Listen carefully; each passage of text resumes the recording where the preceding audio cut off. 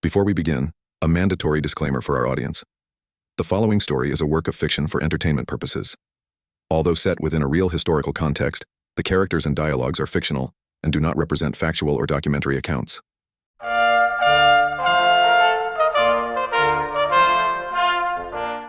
Have you ever wondered if a machine can have a soul? Not just a collection of rivets and turbines, but a living, breathing spirit that refuses to let its crew down? We've spoken of the titans that fell, the Bismarck, the Yamato, the Hood, but today we talk about the one that refused to die. They called her the Big E, the USS Enterprise. To the Japanese high command, she was a ghost that haunted their nightmares.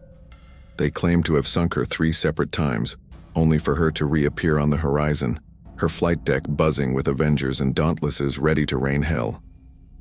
To us, she was the gray ghost, the only thing standing between a desperate America and a total Pacific collapse in the dark days of 1942.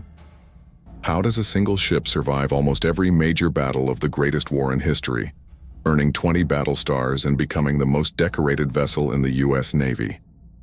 I was a plane captain on her hangar deck, and I can tell you, it wasn't just luck.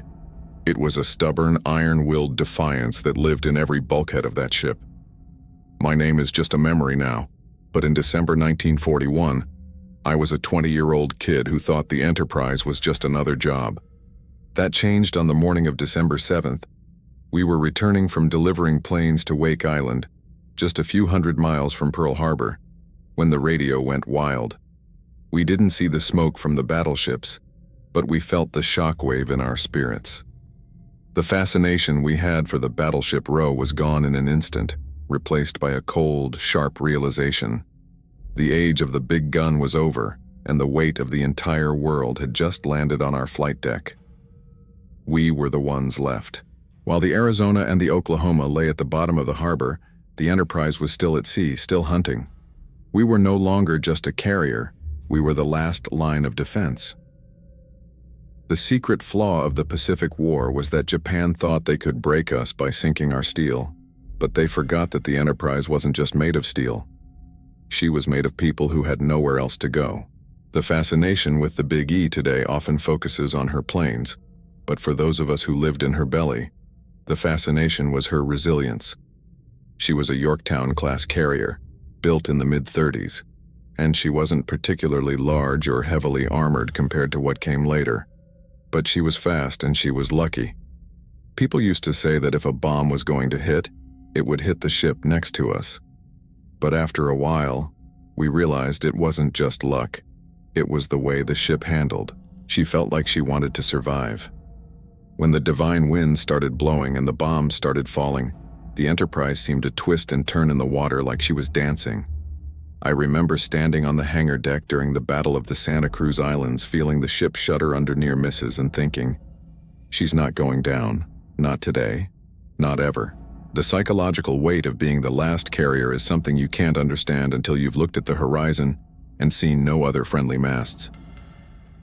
In late 1942, after the Lexington, Yorktown, and Hornet were all lost, the crew of the Enterprise hung a sign on the hangar deck that read, "Enterprise versus Japan."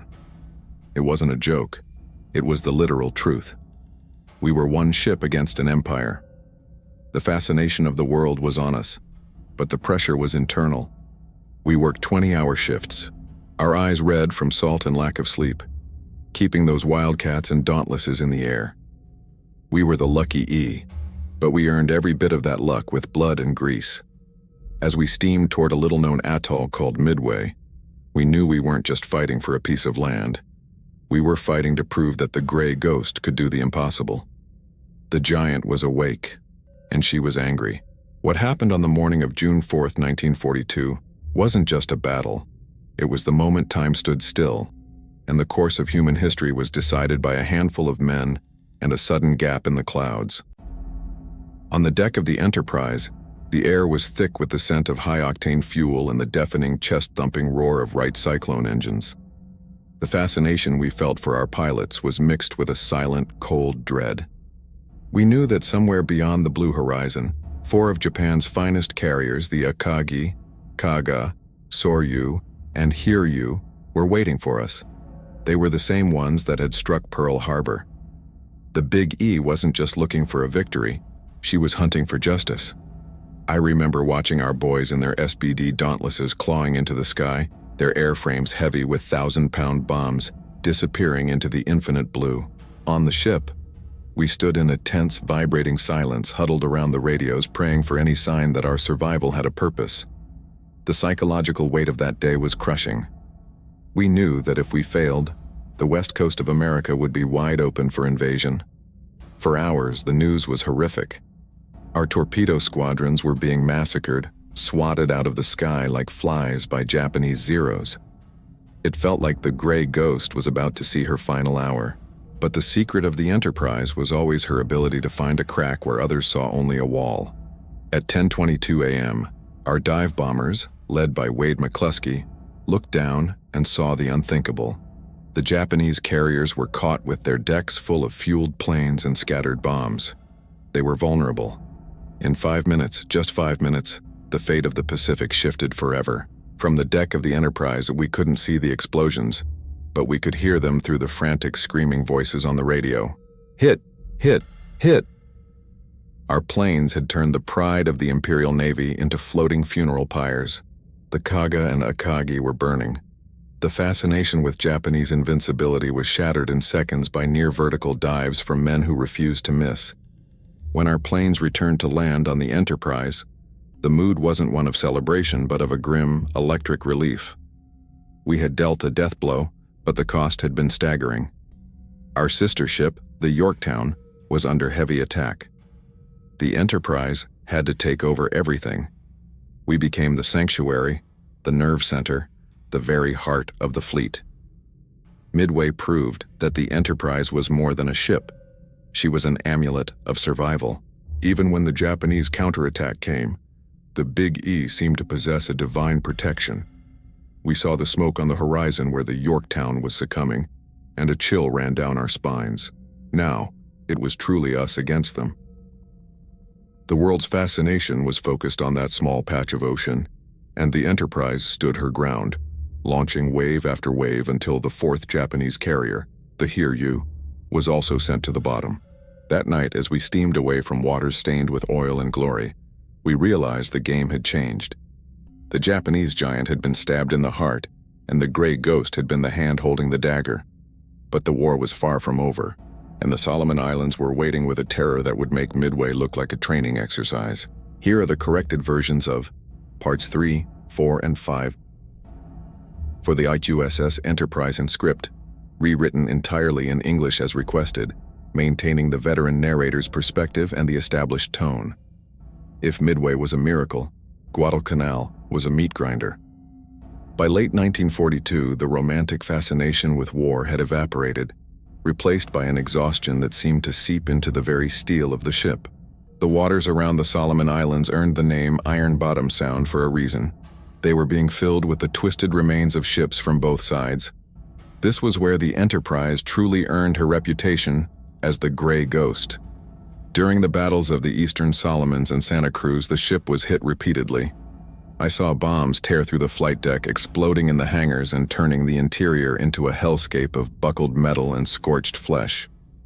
But the secret of the Enterprise was her damage control teams.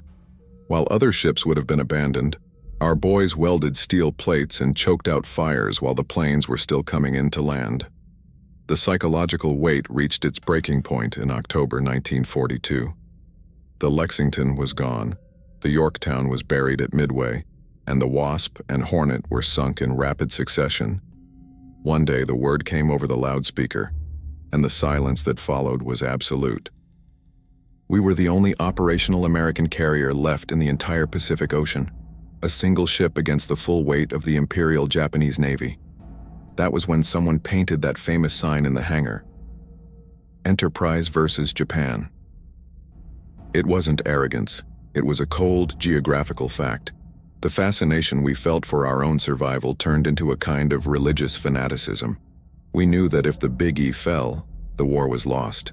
The ship was wounded, her forward elevator jammed and her frame vibrating from damage, but she refused to stop. I remember the naval battle of Guadalcanal in November. The Enterprise was so damaged she could barely operate, but we couldn't retreat.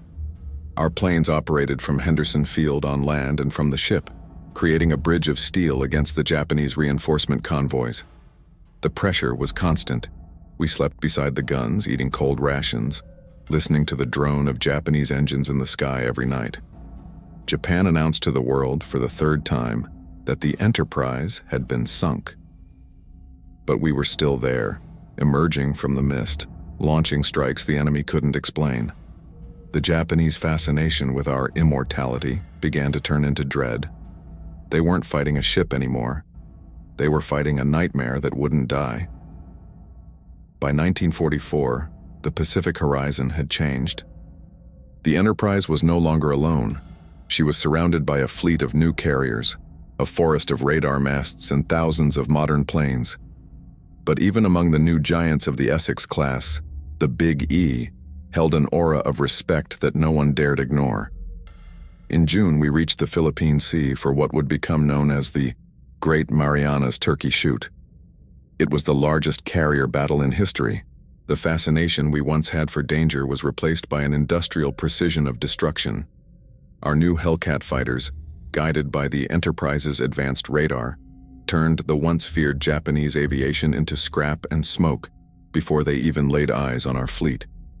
The psychological weight of this battle was the death blow to Japan's air power. I remember watching the sky through my goggles. It was etched with hundreds of white vapor trails and black, oily streaks. The Enterprise pilots would return to the deck with tired grins, describing how the Japanese planes fell like dry leaves. It was like a turkey shoot at a county fair, they said. That afternoon, Japan lost nearly 400 planes and 3 carriers. The Gray Ghost was at the center of it all, operating with a mechanical efficiency that bordered on perfection. The secret of the Enterprise was now her experience. We had the sharpest deck crews and the fastest radar operators in the world. But as we celebrated, a new and sinister shadow was beginning to rise. The Japanese fascination with death was about to reach its peak. After the Marianas, the enemy realized they could no longer beat us in a traditional dogfight. That's when the sky began to change. Instead of elegant maneuvers, we started seeing planes coming at impossible angles, ignoring the anti-aircraft fire and diving straight for our towers. The Kamikaze had arrived. The Enterprise, in which had survived bombs and torpedoes, now faced a weapon that wasn't afraid to miss, because the pilot himself was the bullet. The stress on board climbed to unbearable levels.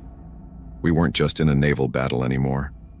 We were in a constant 24-hour vigil against fanaticism. May 1945. The Pacific was a graveyard of ships, and the air smelled of cordite and rot. The Enterprise was on the front lines at Okinawa, serving as the night-duty carrier for the fleet. The fascination we had for our own luck was being stretched to the snapping point. We were no longer just sailors. We were targets in a human shooting gallery. The stress was a physical fog on board. The radar screens were constantly cluttered with bogeys, and we knew every one of them was a man determined to die just to take us with him. The Gray Ghost had already survived 6 near misses and light strikes from kamikazes in the preceding months. But fate is a patient collector. On the morning of May 14th, the sky was too clear. At 06:53 a.m., a single Zero fighter piloted by Lieutenant Shunsuke Tomiyasu dived from the clouds. He didn't come at a normal angle. He came nearly vertical, barrel rolling his plane to make it a nightmare for our 40mm gunners to track. I remember the sound of the engine increasing, a mechanical scream that seemed to pierce through the very steel of the ship. The psychological weight of those seconds was eternal. Tomiyasu struck the Enterprise right behind the forward elevator. The impact was so violent that the 15-ton elevator, a massive slab of steel, was blown 400 feet into the air like it was a playing card. The explosion was catastrophic. Fire roared down the elevator wells, turning the hangar into a furnace. We were used to fire, but this was different. The ship that had survived Midway and Guadalcanal was now wounded in her vital center. The elevator, the symbol of our ability to strike back, was gone. The fascination the Japanese had for our demise was finally realized, but not in the way they expected. The Enterprise did not sink.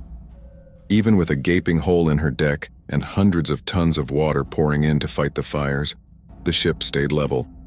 The crew, hardened by 4 years of hell, brought the flames under control in 30 minutes. But the Big E's fight was over. The damage was too deep to be repaired at sea. And as we turned back toward the States, we knew the Gray Ghost had finally been forced to lay down her sword. The end of the USS Enterprise wasn't written with the roar of a final battle, but with the cold, rhythmic screech of blowtorches in a New Jersey scrapyard. After the war, the ship that had been the beating heart of the Pacific was used for Operation Magic Carpet, bringing thousands of weary soldiers back home to their families. But peace is often crueler to warriors than war itself. Despite being the most decorated ship in American history, and despite a desperate, heart-wrenching campaign by her former crew to turn her into a permanent museum, the funding never came. Public fascination had shifted toward the atomic future, and the Gray Ghost was sold for scrap in 1958. I remember seeing the photos of the dismantling. It felt like they were cutting away a piece of our own youth. The ship that Japan could never sink was finally defeated by a lack of vision and the stroke of a bureaucrat's pen. But the secret of the Enterprise is that you cannot destroy a legend simply by cutting the steel. The name itself became immortal. Shortly after her passing, the world's first nuclear-powered aircraft carrier was christened the USS Enterprise, CVN-65, inheriting the soul and the psychological weight of her predecessor. And the fascination went beyond the oceans. When humanity looked toward the stars, the name of our ship was chosen for the lead vessel in science fiction, and even for NASA's first space shuttle. The Big E stopped being just a carrier and became a universal symbol for exploration and resilience in the face of the unknown. The ship was gone, but the ghost kept sailing in the imagination of everyone who believes that no challenge is impossible. Today, when I look at the grainy photos of that bridge painted with Enterprise versus Japan, I feel a pride that time hasn't been able to rust. We learned from the Enterprise that a ship is made of more than boilers and decks. It is forged from the memories of the men who stood their ground. The Big E taught us that even when you are the last survivor, even when the entire world seems to be against you, you don't quit. You keep the planes flying. You keep the engines turning. You remain the ghost that refuses to leave until the mission is done. The legacy of the Enterprise is proof that courage isn't the absence of fear, but the refusal to sink when the weight of the world is on your shoulders. The sea may have claimed the Yamato and the Hood, and the Missouri may stand as a monument in the quiet waters of Pearl Harbor. But the Enterprise is different. She is everywhere her name is spoken. She is the constant reminder that a nation's greatest strength isn't in the size of its guns, but in the soul of its ships and the grit of its people. The Gray Ghost has finally found her peace, but her watch never ends. As long as there is a horizon to be explored and a challenge to be met, the spirit of the Enterprise will be there, leading the way through the smoke and the years.